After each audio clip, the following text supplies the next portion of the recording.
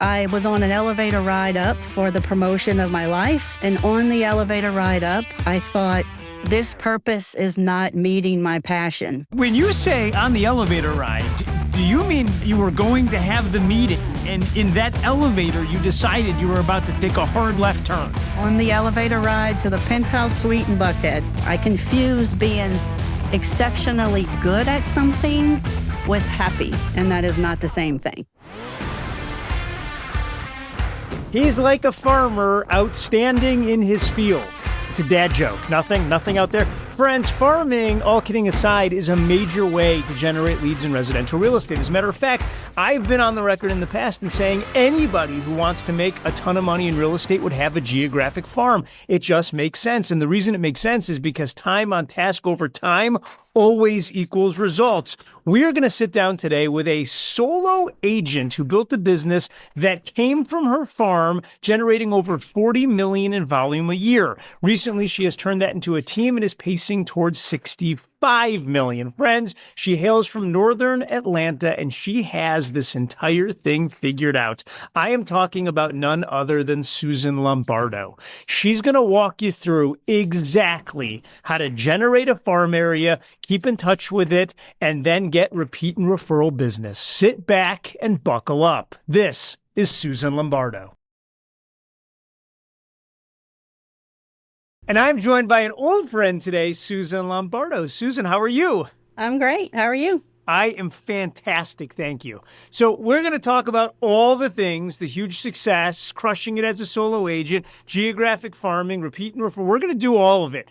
But before we do, I want to ask you the question that I ask everybody. Susan, how did you end up in the greatest industry in the world? I started right out of college in the insurance industry. I was a homeowners adjuster. So I've always had a deep love of all types of properties. I'm from the New Orleans area, so a little south of that, from little camps down the bayou to in town, like all of it, all walks of life. I just loved it all. So after about 20 years in insurance adjusting. Okay, wait a second. You can't just say, I liked insurance, and then after 20 years, did you get a degree? Is there a degree in insurance? Or what did you go to school for? There isn't. This will be an interesting little nugget for you. I graduated in psychology with a double minor in management and marketing. And I was shocked in college that they intentionally pursued psychology degrees. And I thought that was an odd connection until I got into the field, because I was in a large loss unit, so something horrific happened to you if you saw me. I was on a catastrophe team that traveled all over the U.S. So that whole people don't care what you know until they know you care mantra, understanding how to break through emotion, extreme emotion with extreme loss. It worked very hand in hand, honestly, and I fell in love with the industry and had a lucrative career in it for 20 years. And the last 8 or 9 years of it, I kept being drawn into the real estate sector, always thinking, I think I could crush that. I really think I would do well. And so I was on an elevator ride up for the promotion of my life to be, before age 40, I would have been one of the very few female AVPs with a Fortune 100 company.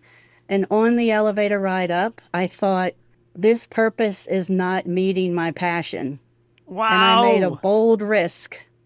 A very bold risk. When you say on the elevator ride, do you mean metaphysically, or do you mean you were on an elevator that you were going to have the meeting, and in that elevator you decided you were about to take a hard left turn? Yes, on the elevator ride to the penthouse suite in Buckhead. Okay, wait a second. What did the people closest to you say when you said, hey, instead of pushing penthouse, I pushed level 1, I walked out, and I'm now a real estate agent? That had to have been like traumatic for everyone. Yes, and it was truly a couple of decades of the centrifugal force of a fast track in corporate America. I had just become, I guess, just accustomed to the grind of it. It was the pinnacle, like the job that I wanted, and it was in sights before age 40. I was one of 6 people selected to fill 2 AVP positions, and you know how corporate works. That means I'm doing my job exceptionally well, and I have to do bits and pieces of the next level job exceptionally well to get chosen. And I had a very unexpected emergency surgery that had me flat on my back for about 5 weeks. The noise got quiet, and the what do I really want next got really loud. And I thought, I'm on the pinnacle of everything I wanted. It is right there. It is 18 months away. And I made a decision going up the elevator, and I'm like, I don't feel the passion anymore. I confuse being exceptionally good at something with happy, and that is not the same thing. So you decide that you're going to follow your heart into the real estate business. Do you have immediate success once you get in? Yes, I hit the ground running. I was Rookie of the Year. In my first 3 years in the business, I doubled business twice. Oh, so how do you do that? I mean, not today. We're going to talk about your models in a second. But how do you go from doing no business to being Rookie of the Year? Because I look up and say that means you just need to have leads. And did you just know everyone in town? Did you just get lucky? What happened? No, I had never been in a sales position in my life. I spent 20 years in the service industry. This was high-level trauma that people went through. Liability claims, litigation as well. Their home burned down. Something awful happened to these people. And I really got exceptionally good at reaching across lines. In litigation, it was adversarial. And I was just consistently able to reach over the line and build rapport with people and let them know I cared. I cared about them. I cared about the outcome.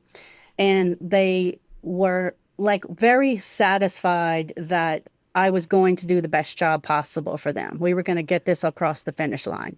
Well, I got to stop you because I get all that because I know you as a human and I know your heart. But how do you have enough leads to become Rookie of the Year? You still need to find people to buy and sell real estate. That was definitely a challenge because I did not have a skill set in sales. So I used the skill set that I have is being service oriented. People first. I've always subscribed. If you provide high service, promotions come. If you provide high level service of whatever it is you do, you don't have to worry about money or income. It finds you. And I knew that inherently. And I think the transition was fairly easy for me because I had the discipline of 20 years of a corporate grind. I became a parent about halfway through that career. So, nothing will get your to-do list prioritized quicker than that. And I figured out how to get a lot done fast. Decision making, quick, what are the facts, decide, pull the trigger, move forward, go, let's go. And that discipline was the most shocking thing when I was on the inside of this industry, that real estate in general expects to roll in the office at 10 or 11 a.m. and roll out at 2 or 3 p.m. and have a big, massive career. And I didn't understand the absence of hustle in a sales job. That just seemed inherent to me. So there was never a point from day one on my first day on the job that I didn't show up every day like it was a full-time job before I had a single client. And I was a study of who do I admire in my office. I want to go talk to them. So I got little bits of nuggets from everybody, or I'm from South Louisiana. Let's call it ingredients to my gumbo. Like it. And I took a little bit of everybody and kind of developed what made sense to me, what made natural use of talents that I have, easy talents. And then I worked hard at the things that were not easy until they were. And the discipline of every day behaving like you had a full-time thriving business amazingly provided a full-time thriving business in a very short time. I love that point, which is I show up every day, I act like it's a full-time job, and then miraculously it becomes one. It does. Because you end up with clients. How that works. Well, and this it's in these years that you start to perfect this idea of geographic farming and repeat and referral that ultimately leads you to doing in excess of $40 million as a solo agent. Is that right? Correct. Okay, so I want to unpack that in detail. Friends, if you're out there driving 150 miles an hour in the Range Rover, don't take notes. I'm taking the notes. If you don't get them, they come out every week on Thursday. Just go to MREAnotes.com, enter your email address, and then we're going to send you out all the notes from this episode and every episode. Okay, Susan, tell me exactly how to start my geographic farm and then thrive within it. What's the first step? So I spent the first 6 to 8 weeks in the door. Whose business do I admire? And I spent minutes with all of them, and I narrowed the field to the one that felt the most authentic to me was the repeat, refer, geographic farming model. So I pulled the trigger fast. 4 months is when I hit the first farm, and I have not missed a month since. July will be 10 years in the business. So that farm rolled out somewhere around October, November of 2015. So I got licensed coming right out of the bottom of the market. So, one beautiful benefit I had is I didn't know that was a bad market. That was the only market I knew, so it didn't scare me any. So what I did is I started collecting postcards for everything that was sent to my house, whether I needed the service or not. But the grab it from your mailbox, walk into your house. My recycle bin sits right by the door in my garage, and you've got milliseconds to get me in your door. So I started paying attention. Even if I didn't need a plumber or an electrician or a new lawn care company, why did I hesitate for a few seconds on this piece? And I kept it. What about this marketing piece? I'm not switching dentist, but I looked at this dentist marketing and the others went in the trash. And I probably compiled 50 or 60 of them. So I developed very early on a consistency of brand. What I knew from my minor in marketing in college is I don't want it to look totally different every month. It needs to look like a repetitive theme from the same agent. Because if you study the stats, like a typical neighborhood, let's call it 500 homes, maybe 20 to 35 or 40 of them are going to sell in any given year. So how do I make my marketing piece live in their house when I have milliseconds to grab their attention? And I figured out some consistency in branding. I made a few mistakes along the way, like many do, but what I noticed, and it took about, I'm going to say a year to a year and a half before I really locked in, where it feels like, I had instant success. I really did. In the first full year, I had 18% market share against 2 dominants. Okay, but why? Like, I'm sitting out there and I'm driving and I'm like, okay, she sent a postcard once a month. What did you actually do that gave you the success that fast? What I did is I sent pieces that I wanted to be top of mind for. All things home related, not just buying and selling. I wanted to get in the door when they wanted to remodel their bathroom, when they needed new windows, if they needed a pressure washer. All things home related, because that made them reach out. I didn't share my vendor list. I had a killer vendor list before I had the first client, because that was intuitive to me. Anybody buying or selling real estate needs vendors. They need vetted vendors they can trust, because the path is fast, depending on their time frame to relocate. So I sent pieces, very dominantly market analysis pieces, every quarter without fail. I did a MOFR type of piece, January, February, March, April. Wait a second. Let's go through this, because I don't want to lose any of this, and I want to kind of keep it linear. Yeah. So the first step, you started collecting every postcard that was sent to the house simply so you could get a feel for what caught your eye and what didn't, which helped you formulate your look for your brand. Is that right? Yes. Perfect. Step 2 was build a vendor list, even before you had the clients, because, and if I get this wrong, tell me, you didn't just want to help people buy beautiful homes. You wanted to help them live beautifully, and that meant have a vendor for everything. Is that right? Correct. Yes. Okay. Now you're into starting to send the pieces. So it sounds like there's two types of pieces you were sending. Number one is some sort of, we call it MOFR, make offer Mhm. for immediate response. What's an example of some of those pieces? What was the offers? Some of them was I used whatever I was doing on my own house. If I had just researched windows, if I just was doing pressure washing, septic tank pumping, whatever it was, call me for vetted vendors. For like easy button for you. Call me for vetted vendors. So Yes, you were trying to make it easier for everyone in the farm to live beautifully in the farm. correct. I love that. Now, when people called you then and said, "Hey, I need power washing," how do you go into a conversation about who you are and that you're actually a real estate agent, or do they think you're a power washer? No, it was very clear that I was a real estate agent. The dominance was that. But my theme was everything I send, give them information that was important to them, information they would want or need as a consumer. And what I saw stacked over time when the farm really started expanding, I would show up for listing appointments and they would have 6, 8, 10 past cards that they kept. And so I had a big aha moment. Provide things they're going to need. If you own a house, you're going to clean your gutters, you're going to replace windows, you're going to remodel something.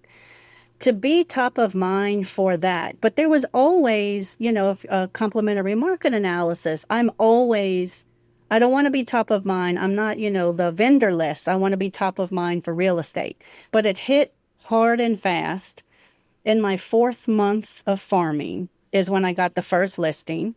And it has been a snowball ever since. So if the first piece is you called it wanted and needed information, vendors, what's going on in the neighborhood, this sort of thing. Then the second type of piece is the market update that you were sending quarterly. Is that right? Yes, every single quarter, I would send the quarterly update, and that's, nothing proprietary there. That would be the actives, the under contract, pending, sold, days on market, if it was up year over year, all the stats that people want in an easy button, well organized and very attractive. And are all these postcard bases or are these Yes. full sheets of paper? No envelopes. We're just doing postcards. No envelopes, and go big or go home.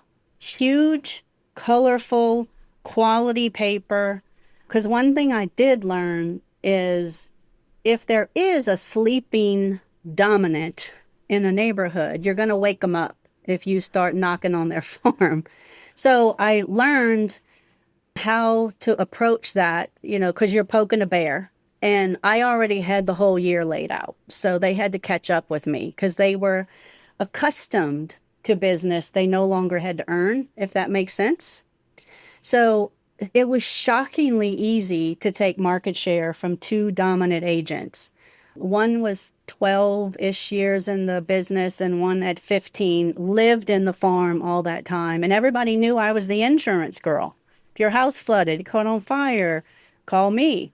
Everybody knew I was brand new because I lived in the farm, and it didn't matter. I was winning listings with 0 experience in selling houses, but I had everything they needed. A vetted vendor list was golden. That was the golden egg.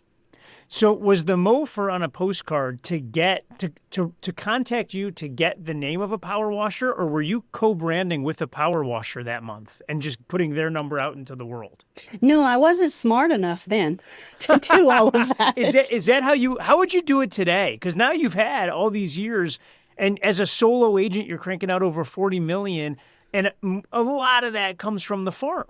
Yes. Well, I got smarter over the years that self-promoting other people's businesses with them not having financial partnership in the cost made no sense whatsoever.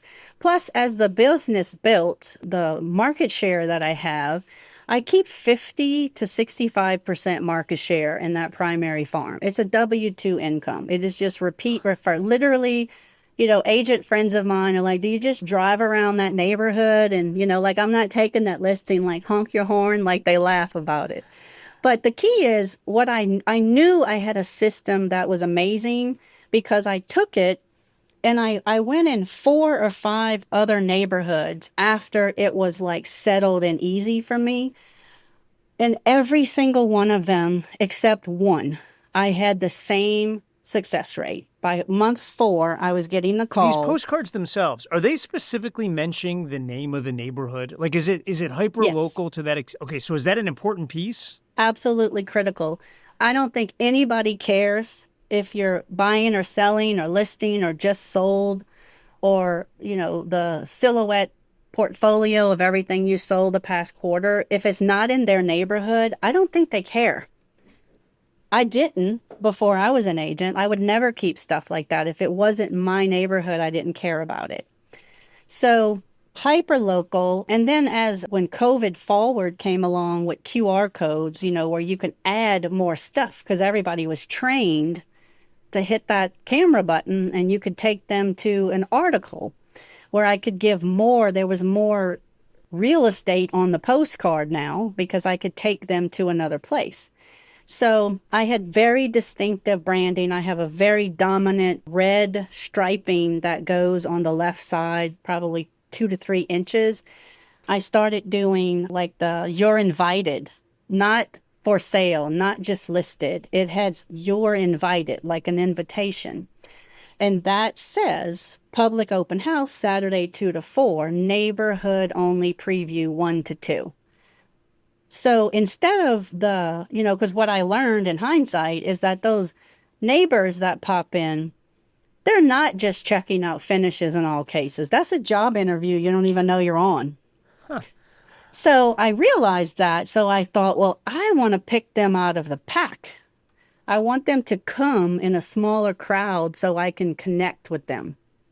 And that turned into a little golden egg because then they would more freely share because they wouldn't be oh, I know you got to get, going. They got a lot of people in here. I had undivided attention from the people who would raise their hand next. And that created such a pipeline. Like my pipeline is built out up to 5 years. And it is crazy. It's well over 95%. If I put you in 5 years from now, you can track the math. The path is in the math. We always say that. You can track the pipeline. If I gave you my vendor, my bathroom remodeler, my landscaper, I put them on a nurture and I followed up. First, because I don't want anybody that's not providing exceptional service on my vendor list because they are a reflection of me because I referred them. So it would give me an easy way to follow up, just checking on how that renovation was going, how'd it go with the vendor. So that helped build credibility and it made me be top of mind for all things real estate. Is there a specific call to action? Is it email Susan or call Susan or click this QR code for Susan? Do you kind of streamline everybody to one source of incoming lead gen through all these postcards? As a solo, I did. And we have revamped that in the last year because it was truly too much. How'd you do it as a solo agent? Literally answered the call. So your cell phone was on the card. My main cell phone was on the card. And you've revamped that portion of your business because you turned it into a team in 2023. What's the new call to listing action? So we switched to an office phone because what I found, you will hit a ceiling that you're not going to break if you stay solo and have production like that. So I had to make the decision, am I going to have service standards go down? Am I going to have to start saying no to people, or do I grow a team that can service at the same level that I'm providing? Love that, by the way. Leverage in your life when you get to that point. Remember, the whole idea, friends, and when we talk about this, we talk about Gary, and of course, we're talking about Gary Keller. Him to Jay Papasan and Dave Jenks, may he rest in peace, wrote the book, The Millionaire Real Estate Agent, which is the namesake for our show. And in the book, they lay out the argument around leverage, which is I maximize what I can do as an individual. And as soon as that's at its max, that's when I get to bring other people into my world and help them build giant worlds. And it sounds like, Susan, you maximized the quality that you could give based on you were overrun with leads. Yes. There was never a problem collecting the business or converting it, but it was all consuming trying to hang on to a big business as a solo. And I just couldn't ignore the enormous potential on the other side. And, candidly, when you are winning at a high level as a solo agent, I became a little bit addicted to how fun it is to see people win growing their business within yours. And that became like gas to the fire again. It was so exciting to see that new energy coming in. I I loved love it. that. Me too. I love hearing about it. All right, so I want to go back. Let me make sure that I get this right. So step one, you collected competitor research, but across all different services and brands to see what stood out. And what you learned from that was number one, be consistent with your brand. And number two, make your brand bold. You use a red stripe so everyone instantly knows in a millisecond what this is. Yes. Then number two, build out the vendor list of all vendor lists. I love how you said it, vetted vendors. Perfect. Yes. Then number three I start to make the touches, and that's going to be go big or go home, so huge, lots of color, high quality. And they're going to be, if you need a vendor, I have that. Then you're going to do the quarterly report, then neighborhood only open houses, solds and listed, very local neighborhood specific. Am I right up till then? Yes. Perfect. Then I need to be super consistent with it and wildly local. So mentioning the neighborhood in my card, extra points for that. Is that right? Yes. And then finally, use a QR code and link to more information, an article, a blog post, something, your website, something that you've done that adds value to the topic in the postcard. Is that right? Yes. Perfect. Are there any other touches that happen? Because, these days I'm hearing a lot of hybrid, they call it hybrid farming, where they're also doing physical events in the neighborhood and these sort of things. Yes. Have you found the need to do any of that? Yes. So about 30% of my overall business was actual signs in the ground in the farm area. When you say that, what do you mean? You mean once you had a Actual sign listings in it.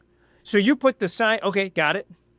Then another 30% of business over, and this is consistent over the last 5 years when we've been tracking numbers at a high level.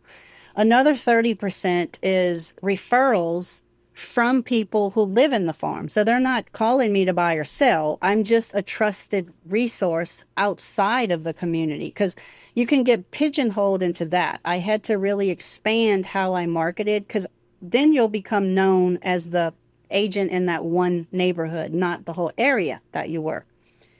So that's another third. And then the final piece is a absolute consistent follow-up, 36 touch, we call it all different things, to love on them long after the sale. It's so much easier to keep an awesome client than to keep finding awesome clients over and over.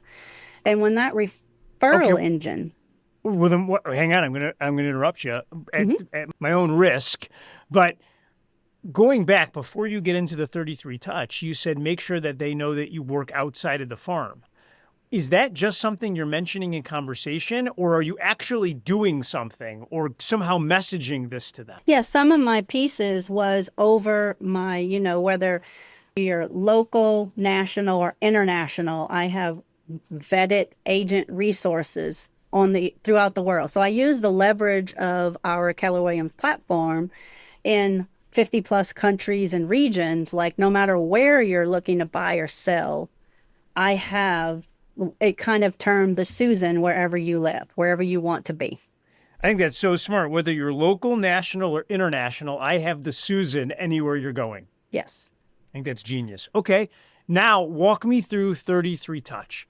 So for our friends out there that are new to the program, 33 touch is an idea that is in the MREA, and it's simply the number of touches in a follow-up campaign that you'll send. It doesn't mean that there's 33. We use that as a placeholder for the model. What are the key touches, and what's the hack to making sure you win with the program? We do follow the quarterly touch. We have a lettering system. It's A plus to G. A plus A, B plus B is the most important ones. Those are the pipeline, the cheerleaders of our business.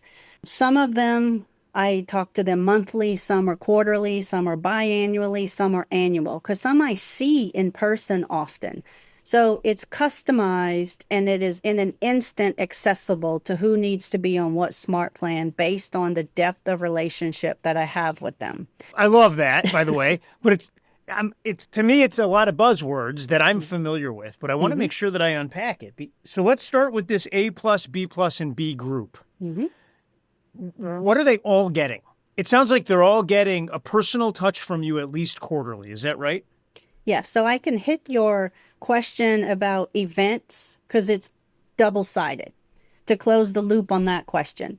So for the farm itself, I sponsor events and a biannual, it's a turnkey in that farm. I organize a garage sale. I have electronics recycling. I have paper shredding. I have a charity pickup and I have a junk hauler. So basically, again, make the easy button, be the easy button for people. If you pull it out of your house, I have every single step covered where you don't drag anything back into your house. So I have a sign up sheet and they put on there, moving sale. So that's how I would know somebody was going to be moving. So I do things like that, touching the farm. And then after they're in it, and some of those, the A plus is have they used me or referred me 2 or more times. That means we've closed something or they've referred. That's an A plus. An A is 1 time. A B plus is we have had a true, legitimate real estate conversation. They've raised their hand for a vendor. I've done a listing presentation, a buyer consultation, something more than casual like party chatter. They go into the CRM and then they start being nurtured and loved on.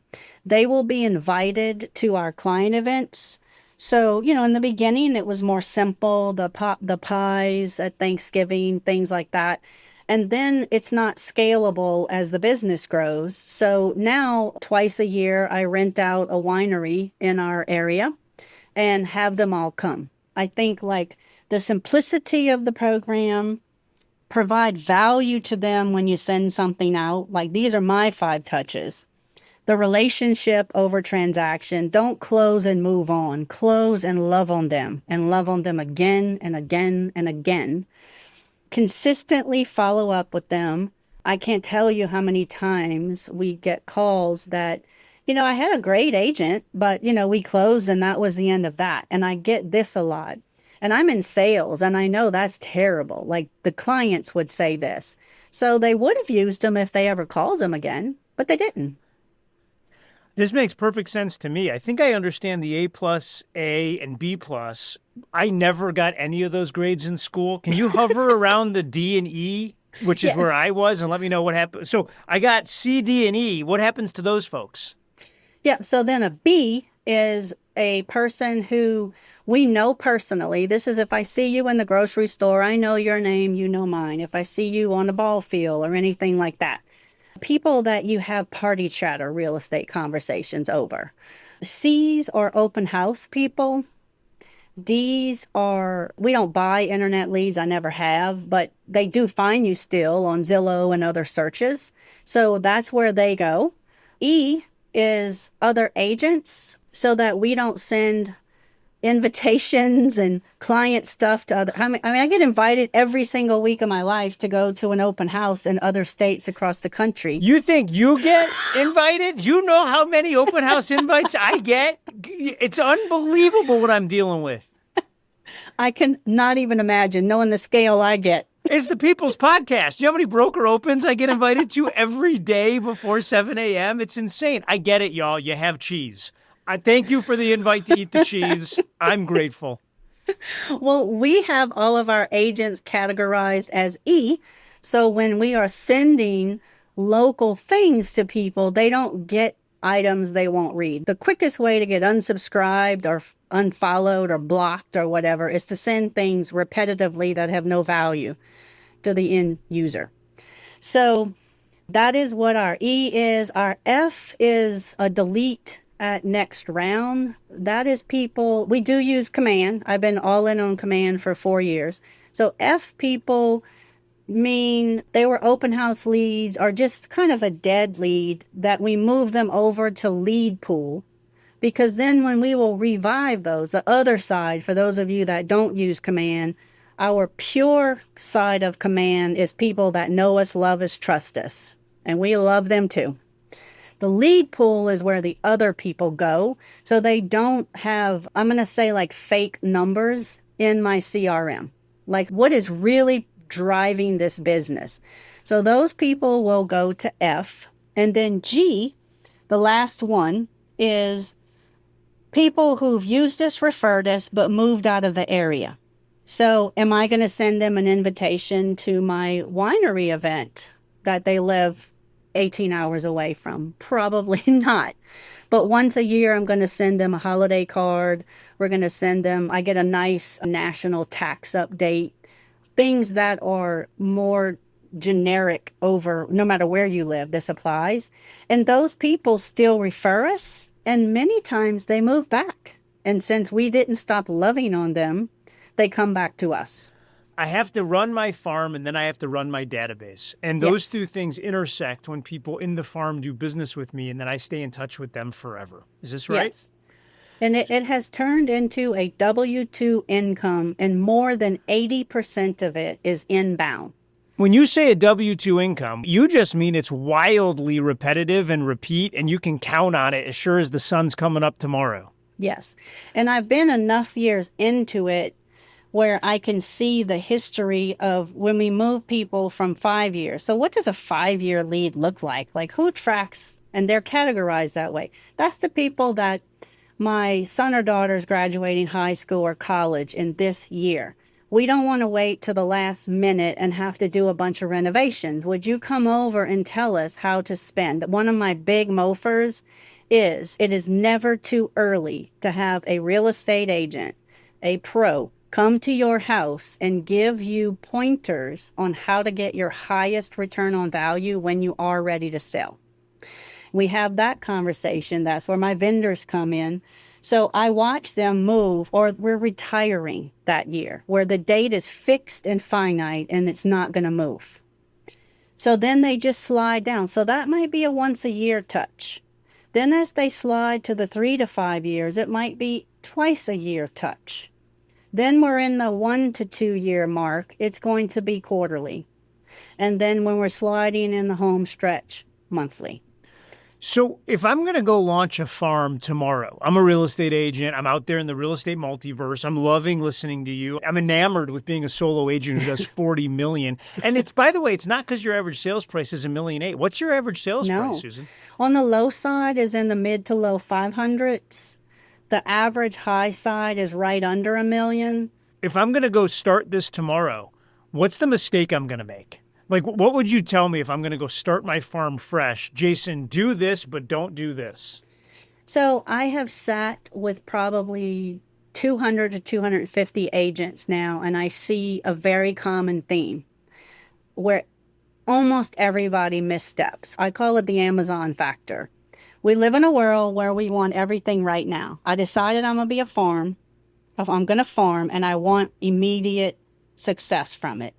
What most people do is come to me with budgets of $2,500, $5,000, or $10,000. That's like the main three. And they want to do one massive piece across as many homes as possible and expect success when you have no credibility in the farm yet. So instead, the smart play is what I tell every one of them: pick the farm size that you are willing to farm with absolute consistency. A never miss a month consistently for a minimum of 6 to 9 months, preferably a year. That is how much you should farm when you start. Because it's just like anything else, even if you're a YouTuber or, whatever platform it is, it takes top agent after top agent, when I hear them speak, it is a 4 to 6 month rhythm before they really think, oh, I'm on to something here. So it takes that time, and they want it instantly. They want the Instacart. So I use an analogy, and if you get this analogy in your mind, everything makes more sense about geofarming. Literally, stay with me, Jason, on this one. Picture a gritty, sweaty farmer on his tractor, overalls, the hat, the whole thing. He is plowing that field. He did not just pull up and throw seeds in it. He picked the field. He made rows in the crop. He had a systematic plan. What is going in at what season? What are they planting? You have to go back and you water it, you fertilize it, you till the ground, you got to pull the weeds. If they only did mass seeds one time, how much bounty is he really going to get? Yeah, you're spot on. This makes It's the perfect same sense thing. to me. It's the same thing. It's the same thing. And at a minimum, I'm sending one postcard a month. At a minimum. So for people who have a little bit tighter budget, the most I will recommend, you can stretch it to 6 weeks. But if you go 8 weeks or beyond, you just don't have enough consistency of brand to be top of mind. Okay, makes perfect sense to me. I love it. Susan, thank you. You have simplified geographic farming for me in a way that very few have. Let me ask you this. I want to switch gears for a second, and I want to take you back to ancient Athens. So if you go back far enough, you're going to find a young man named Epicurus, and he was a philosopher of his day, and he bought this incredible villa in downtown, and instead of going and standing on stages, he just invited people over to hang out in his garden, and it became known as Epicurus's garden. Will you join us in our garden? Do you know how long I've been wanting to hear that, Jason? Absolutely, yes. You honor me, my dear. Thank you for saying that. So you look up today, and you've built this thriving business. Yes. But it has been built in the community that you live in.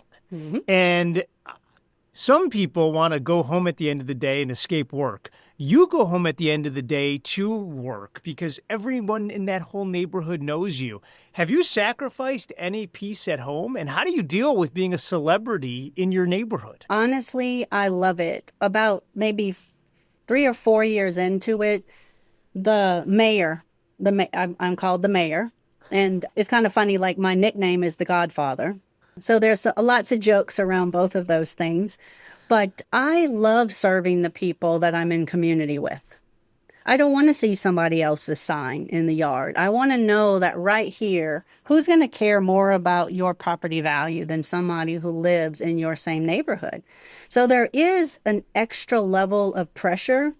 Your standard of care has to be exceptional because, now with closed Facebook groups and things of that nature, everybody has immediate access to rise your reputation or crush it instantly. And people take those as fact without knowing what all the facts are. So there is added pressure. But I have beta tested this in other neighborhoods that I don't live in, that I don't have any tie to whatsoever, and it worked exactly the same. The only thing different was it didn't say, I live where you live. It didn't say resident of, like all the personal things were there. But it's like, like a surgeon. You can do a surgery in any state. Your skill's the same. In any farm area, the skill set is the same. Be a master of the numbers. Be an absolute top expert on crunching numbers in that farm. I can walk in houses and literally hide a low with such a small margin of error before I even put pen to paper and give analysis because I'm just so familiar. And that transfers over all the other farms. I love that. You're a fan of the MREA book. Yes. What was your aha after you read it? When you read it the first time and looked up, what did you think? My biggest aha, because I was 2 years in the business when I came to KW, my mind was completely blown that this company has a blueprint on how to do this, and people don't follow it to the letter. I did not recreate the wheel. I read the book probably 7 times the first year. I learned the hard way. It is not digestible in Audible. You will need your charts. You will need your graphs. You're going to have to turn the pages. And it took me right at 2 years. I think it was 2 years and almost 2 months from never touching the concept, mind blown that a solo agent could even do that. And I was sitting in the Atlanta airport and I saw, I presume it was an agent sitting across from me with that book in hand. And I thought, wait a minute, there is a book with a blueprint? And I bought it when I landed. And about 2.5 months later, I joined KW. And 2 years later, I had accomplished it. And I've been at that level ever since for the last 5 years. That blows me away. No one gave you the book. You saw someone reading it in an airport and then bought it. I did. It's like, that blows me away. That blows me away. All right, final question for me. You are on a path right now to build now the team around all this, but you're also wildly passionate about teaching and bringing people along on your journey so they can find their own. Where is that coming from? Because I can look up and say, Susan, it's all a distraction. It's a big waste of your time, and you make more money selling houses. But that doesn't seem to matter to you at the moment. If I could do it full time, I probably would. But I love what I'm doing. Like, I'm still passionate. I'm not looking to sundown. I'm not looking to get out of production. But I am looking to expand on a superpower that I found that I have. And I have a tremendous care and passion for people. I want to see them succeed. And I've been mentoring people for years.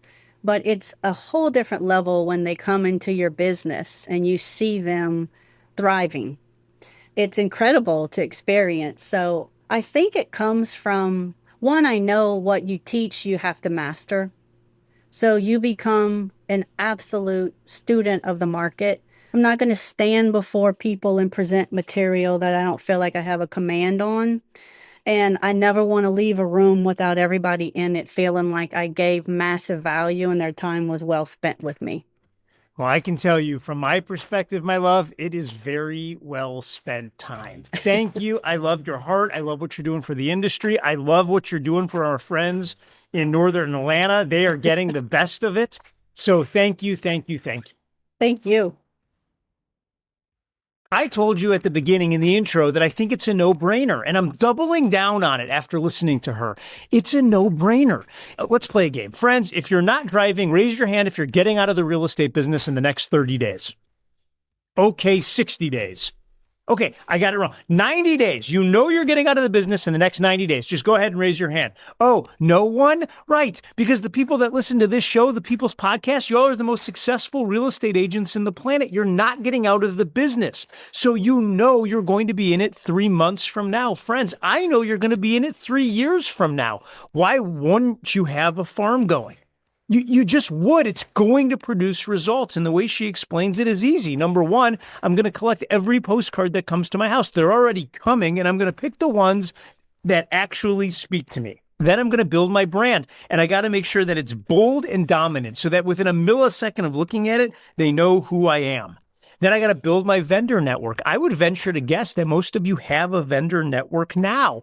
Then I got to start making my touches, and they're going to be postcards, and they're going to be big, and they're going to be bold, and they're going to be quality, and they're going to be beautiful. And I'm never, ever, ever going to miss a month.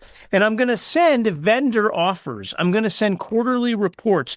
I'm going to send neighborhood-only open houses. And I'm going to say, whether you're local, national, or international, I can help you. I thought that was really smart. And by the way, note, if you're going to do it in a place that you live, you're nuts if you don't write on it who's going to care more than someone who lives here, because I do. Then I think you're going to use a QR code and you're going to link to additional information about whatever the MOFR for the card was. And then I think she said, that's it. Like, just do that and the phone is going to start ringing. By the way, gang, you could stop there. But if you're going to have the phone ring, you might as well systematize the people that are calling and then have a system.